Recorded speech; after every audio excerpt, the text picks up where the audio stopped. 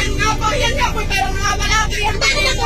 Sabi mo, 500 akin kayo, babayad ko yun dyan. Yan nga po yung hamak niya. Yan po yun eh. Sa bakit kanina daw, kita ko. Kaya ako nagreklamo ako na nawawala Bakit ako ng pera.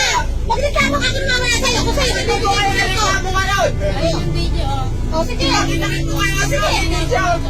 Eh, akin yan eh. Sa'yo ba yan? O, ibibigay ko sa'yo. Hindi ako pa. O, sige. Halika. Kuya, itanong mo kung may nawala sa kanya. O, sige. Kaya nga po nawala akong pera yan. Sinakaw ka, babalik ka. Ha? Siyempre, babalik na eh. Pinag-inaano ko na po kayo eh. Bakit kayo babalik ka? Nasabi niya kasi, Sige. Isisipin mo tayo. O, sige po. Nasabi niya kasi sa akin, 500 eh, pagbayad ko to sa'yo. Wala ako sinabi, 500. Sinabi ko nawawalan po ako ng pera. Kulang po. O, sige. Kung nawawalan ka, baka bigyan pa kita. O. Kung nawawalan ka, kung sa'yo to, eh, babayad Hindi nga po yan ang pinaglalaban ko. Ito ang pinaglalaban ko, kinuha niyo.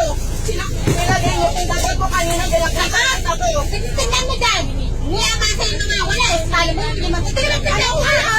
Nagreklamo na nga ako. Dahil nakatay ako kaayos. Dapat sasabi ko na inyo nawawala po ako ng pera. O, yata